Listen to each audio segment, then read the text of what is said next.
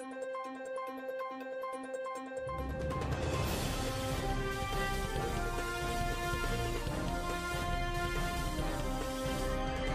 to ESV News.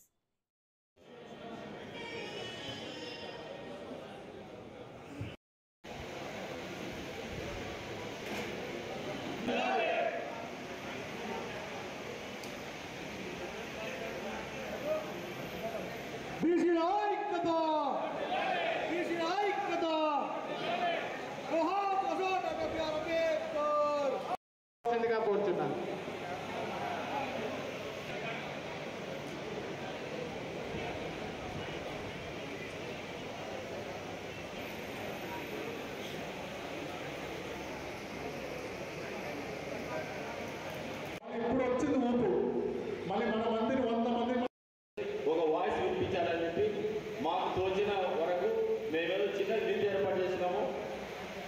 Meeting అయిపోయిందా? దయచేసి పెద్దలు ఇక్కడ వచ్చిన ఆత్మీయులందరూ వచ్చి కడుపు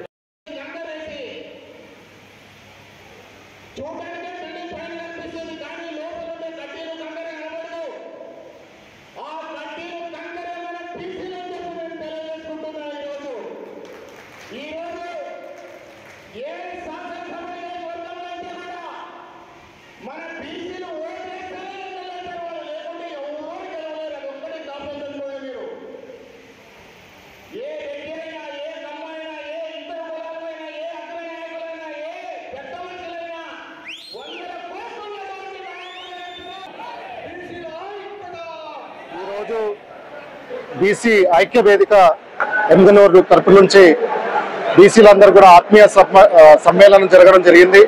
అందులో భాగంగా బీసీలకు మేమెంతో మాకెంత అనే నినాదంతో ఈరోజు మళ్ళీ వైఎస్ఆర్సీపీ పార్టీ బీసీలకు టికెట్ కేటాయించడం జరిగింది.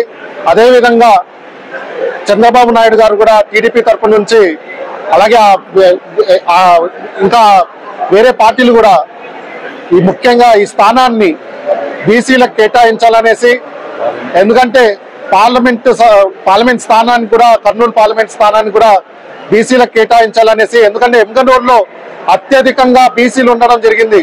ఇప్పుడు చూసినట్లయితే లెక్కలు చూసినట్లయితే 65% వరకు కూడా 65-70% వరకు కూడా ఎమ్గనూరులో బీసీలే ఉన్నారు. కాబట్టి ఈ సీటు బీసీ సీటు, ఈ సీటుని టీడీపీ వాళ్ళు కూడా బీసీలకే ఇవ్వాలని ఐక్యవేదిక తరపు నుంచి కూడా అలాగే all India OBC students association తరపు నుంచి కూడా మేము డిమాండ్ చేయడం జరుగుతుంది.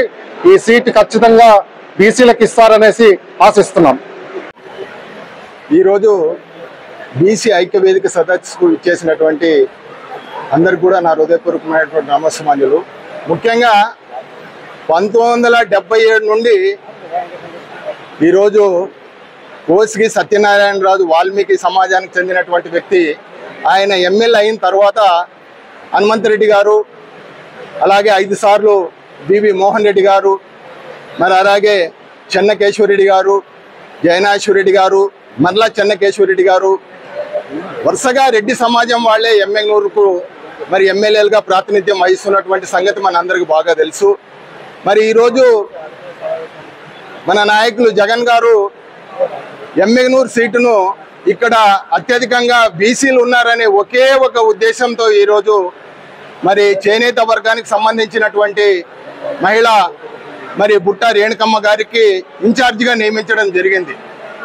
మేము అందులో భాగంగానే ఈరోజు ఎమ్మెగనూరులో రామారావు గారు సమాజమే దేవాలయం, ప్రజలే నా దేవుళ్ళు అని చెప్పినటువంటి 82లో చెప్పినాడు ఆ మాట.